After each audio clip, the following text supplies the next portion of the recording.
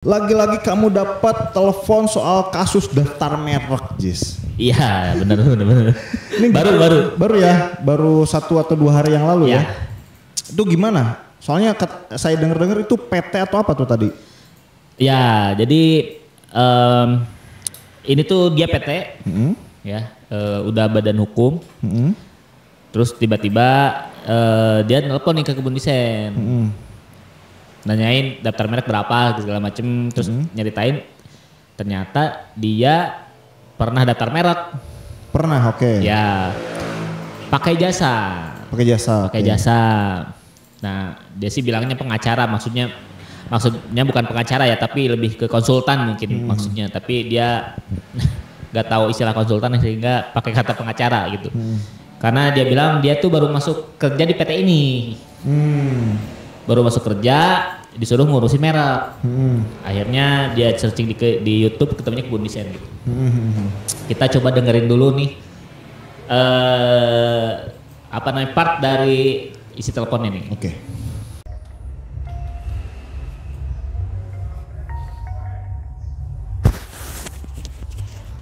Halo, dengan Kebun Desain. Ya. Ya, siang Bapak ini saya Ayu.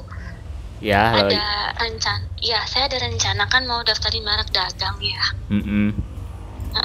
Jadi sebelumnya ini sebenarnya memang kita udah daftarin merek Pak. Kita pakai tim pengacara.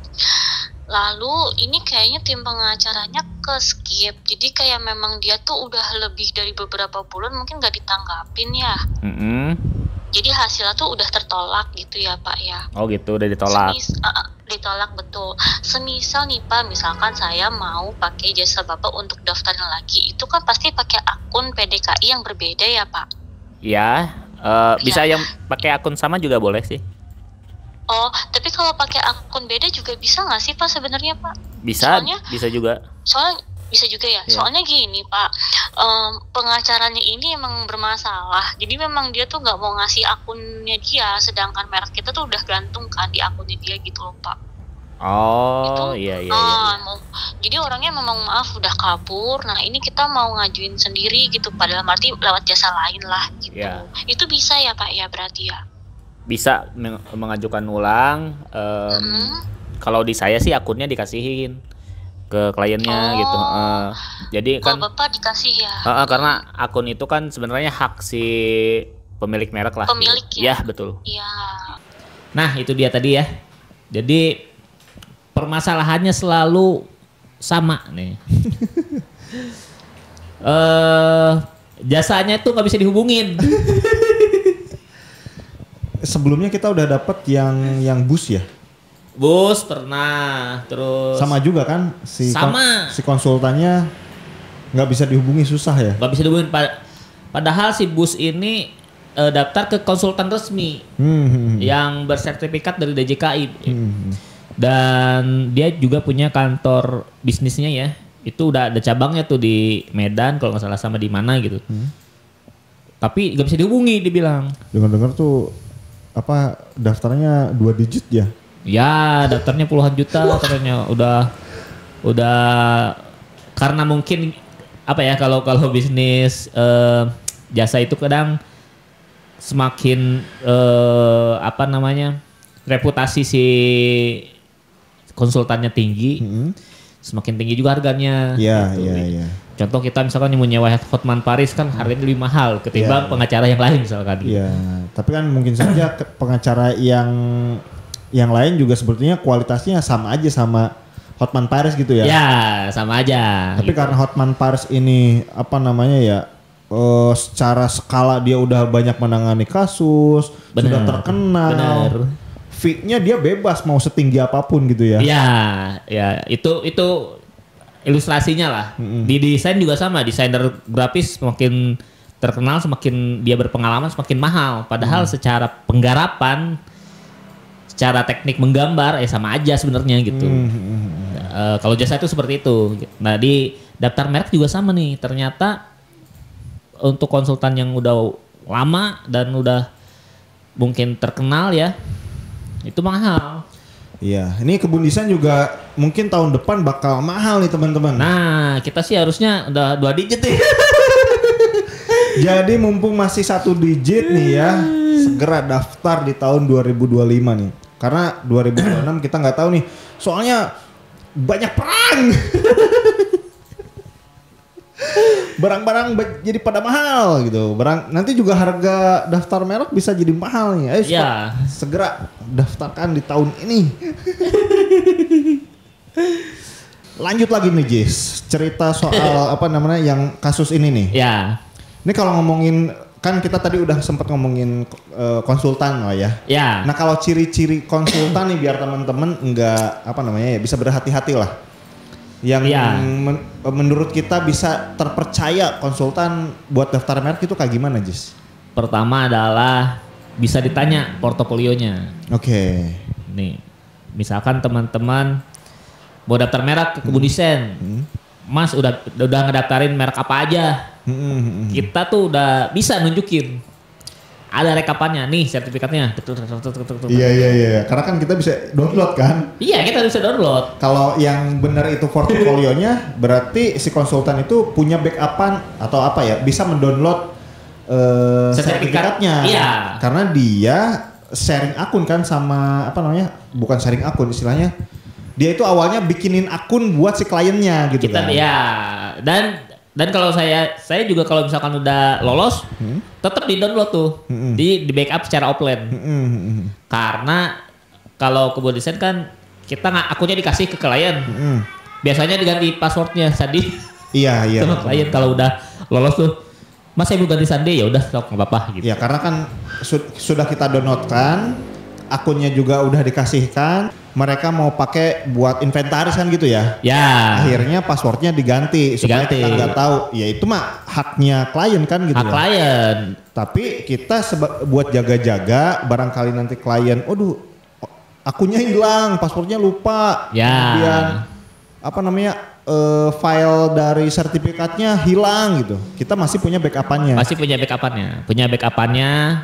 Bahkan kalau akun error pun kita bisa tangani tanpa DJKI karena kita tahu lah cara ininya lah cara benerinnya karena kita yang bikinnya gitu. Iya. Nah jadi yang pertama adalah harus tahu portofolionya nih. Oke. Udah ngedaftarin merek apa aja, udah berapa ratus yang lolos misalkan, berapa ratus yang gagal, bisa ditanya. Nah kalau kebun desain bisa ditanya, misalkan lolosnya berapa, gagalnya berapa gitu. Nah kebun desain sendiri sampai sekarang itu 200-an merek lah yang udah kita submit. Rasio gagalnya tuh di 14% lah. 14%-an. 14% gagal, ditolak. Berarti 86% berhasil. Ada yang proses. Ya, kan maksudnya dari jumlah yang total sekarang ya, yang sudah terverifikasi lah. Ya. Antara gagal dengan berhasil gitu ya. Ya. Itu persentasenya 86%-nya berhasil, 14%-nya gagal. Ya. Dan itu bisa berubah kan kalau dari 200 klien ini yang yang sudah kita daftarkan semuanya sudah muncul gitu ya. Ya, kan nambah terus kliennya kan. Ditambah itu pun kita suka mendaftarkan klien-klien yang keras kepala, yang pengen daftarin, yang nyoba. Yang pengen nyoba aja lah, nggak apa-apa resiko ditolak gitu. Iya. Karena tadi kita ngerti soal yang sempat kita jelaskan kan dulu ya. Kita ngerti kalau si klien ini sama nama mereknya itu punya keterikatan gitu kan. Iya, keterikatan emosional. Tidak semudah itu untuk dirubah gitu kan. Iya. Pada akhirnya tapi kita udah kasih tahu resikonya, potensi untuk ditolaknya ini tinggi. Iya. Tapi karena ya tadi ini punya ikatan emosional dengan nama mereknya ini dengan si ownernya. Kalau mau coba dengan resiko yang tinggi itu ya gas gitu ya. Iya gitu. Lumayan gitu, banyak yang kayak gitu. Kalau di kebun desain yang udah gas aja ya udah gitu. Ya cuman tadi ketika kita lihat persentase penolakannya jadi ada lah ya. Ya, meningkat ya gitu. jadi ada di kita gitu. Nah itu ya satu harus bisa ditanya portofolionya jelas tuh. Yang kedua, ciri-cirinya adalah akunnya nggak dikasih. Kalau yang dia penipu atau nggak tanggung jawab. Ya ada indikasi apa ya patut dicurigai lah ya. Dicurigai karena jadi kalau teman-teman mau daftar merek pakai jasa langsung tanya di awal, Mas ini saya pengen akunnya nanti kita yang pegang, bisa nggak gitu. Iya. Ibaratnya teman-teman itu kan beli jasa kita itu minta didaftarin, dibuatkan akun, ya akunnya mah tetap hak teman-teman gitu kan? Iya harus dikasih. Gitu, nah itu usahakan si akunnya itu didapatkan. Kalau misalkan teman-teman dapat klien, tapi dapat konsultan yang si akunnya itu tidak dikasihkan ke teman-teman, itu patut mikir-mikir dulu deh gitu ya. Patut dipertimbangkan gitu.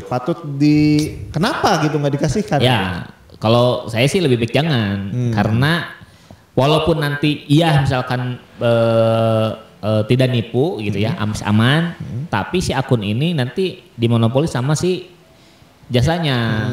Sedangkan akun kan dipakai lagi nih untuk perpanjangan mereknya, untuk misalkan mau tambah produknya, tambah merek lagi. Sehingga ya udah gitu ada indikasi dia pengen monopoli. Jadi biar nanti kalau ada maintenance, ada penambahan apa, perpanjangan, biar ordernya ke dia lagi gitu, ke si konsultan lagi gitu. Kenapa Kebun nggak gitu, Jis? Kan menguntungkan kita nih. Enggak gitu, enggak. Karena ini jangan, walaupun kita tetap kasih akunnya, mereka tuh nggak bakal daftar sendiri. Ya sebenarnya sih itu bentuk tanggung jawab moral ya, bentuk tanggung jawab apa istilahnya? Itu hak sih. Ya haknya dari klien. Haknya gitu klien kita kasih. Ya tapi ya mereka pasti nggak bakal perpanjang sendiri, tetap bakal. Karena daftar merek itu punya triknya sendiri gitu kan ya? Iya, dan kalau memang pengen sendiri kenapa nggak dari awal sendiri aja gitu. Iya, benar. Nah jadi itu ya, ciri-ciri yang kedua adalah akunnya nggak dikasih. Nah itu patut dicurigai dan sebaiknya jangan daftar ke sana. Yang ketiga adalah nggak ada monitoring, gawat nih. Kebanyakan bahkan konsultan resmi itu tadi nggak ada monitoring. Mungkin bahkan di awal nggak menjelaskan ada monitoring gitu kan? Kemungkinan sih iya, kemungkinan nggak dijelaskan ada monitoring. Jadi ya udah, jadinya nggak dimonitoring. Banyak juga yang nge-WA nih, Mas saya udah daftar merek sebelumnya ditolak. Terus pas saya lihat, lah ini mah didaftarin sama konsultannya gitu ya. Alasan ditolaknya apa? Nggak tahu Mas ini PDF-nya, katanya. Pas dilihat PDF-nya kok ditolak karena tidak ada tanggapan. Wah. Kalau ditolak karena tidak ada tanggapan, berarti si konsultannya tidak memonitoring artinya. Iya. Udah daftar, udah aja gitu ya. Udah daftar, udah aja gitu. Padahal di dalam daftar merek ada tahapan-tahapan yang tahapan-tahapan itu harus dimonitoring gitu ya. Iya. Kacaunya di situ. Sering banget dapat laporan itu. Dan tahapan-tahapan ini kan bisa berlangsung bisa sampai 1 tahun gitu ya. Iya sampai 1 tahun. Nah ini yang biasanya teman-teman juga suka ngeyel nih. Mas saya pengen daftar merek sekarang juga. Ya pengen cepet. Bahkan ada yang, Mas saya harus bayar berapa nih biar jadinya cepet. Wah punya uang berapa nih gitu. Padahal nggak bisa ya. Nggak bisa, tetap nggak bisa. Mau gimana pun nggak bisa. Nah itu ciri-ciri yang ketiga ya. Nggak ada monitoring nih, parah banget. Banyak banget oknum yang kayak gini. Oke. Nah lanjut yang terakhir itu adalah yang kontaknya hilang, nggak bisa dihubungi. Aneh. Apa ya? Daftar merek tuh. Nah teman-teman tuh harus lihat nih. Ini orang ini biasa buka daftar merek dari kapan sih? Atau buka usahanya dari kapan sih gitu? Iya. Nomornya ganti-ganti nggak, bisa dibuka terus nggak nih? Benar-benar. Kalau ngecek yang kayak gitu kan, lihat ya tadi portofolio juga bisa dilihat portofolio bisnisnya gitu. Dia udah track record bisnisnya lah. Ya. Kayak gimana gitu? Bisnis apa namanya? Buka daftar merek sejak kapan? Oh baru. Oh baru nih. Jangan-jangan cuman apa namanya? Cuman iseng aja dia buka gitu. Ya. Harus hati-hati. Iya. Kalau ngecek kan bisa gampang, misalnya dari sosmednya. Dia ngupload kapan nih? Terus bisa dilihat dari misalkan ya banyak lah track jejak digitalnya lah. Misalkan dari YouTube-nya. Dia ngupload kapan nih? Masih aktif nggak nih bisnisnya gitu? Iya. Ya gampang lah dicari lah untuk melihat ini bisnisnya jalan terus atau enggak gitu. Iya. Kalau ngomongin bisnis jasa kan mereka harus terus melihatkan pergerakan jasanya karena nggak kayak barang kan, promosi barang gitu. Ya kalau barang kan bisa ada dijual sama reseller lah. Gitu bisa terus ada lah dilihat di marketplace-nya, dilihat dari Instagram-nya, terus posting itu kan. Kalau jasa ya dia kelihatan nggak dia terus posting produk-produk bisnis jasanya gitu. Benar. Kalau nggak kelihatan postingannya, oh ini postingan udah 1 tahun yang lalu nih bisa gitu kan. Ya, dan biasanya kalau bisnisnya yang benar itu ya bisa mudah di tracking lah dalam artian kayak Kebun Desain kan tampil nih, timnya tampil gitu. Bisa dicari di sosial media tuh tampil semua gitu. Bahkan, mudah sekali ya. Ya, bahkan yang udah resign pun masih ada gitu di sosmed kita tuh. Sehingga bahkan kita tuh pernah nge-tag akun-akun pribadinya gitu. Jadi kalau akun utamanya nggak bisa dihubungin, coba pakai poin, oh ada akun pribadi nih,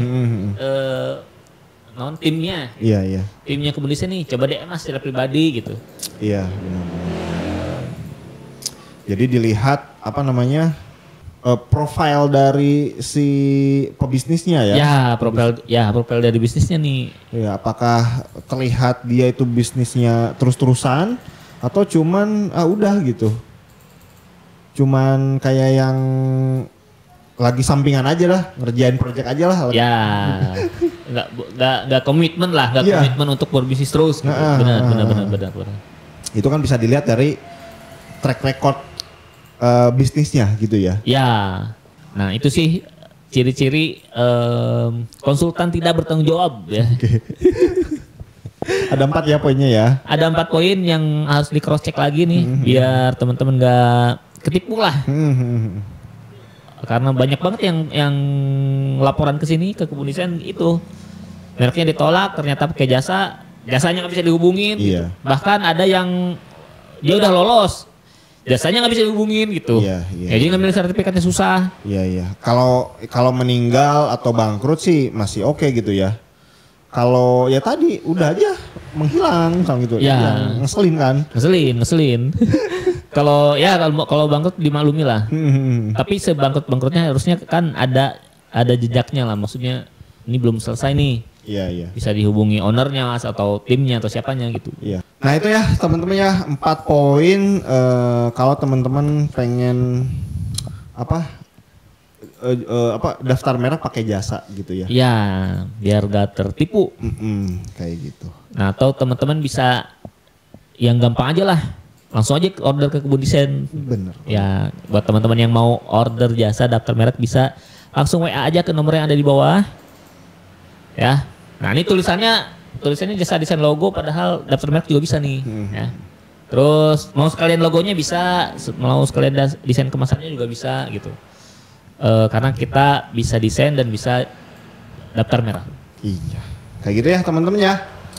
Oke, kalau suka dengan video ini silahkan di like, di komen, juga di subscribe. Dan sampai jumpa di video informasi-informasi menarik selanjutnya. Bye-bye.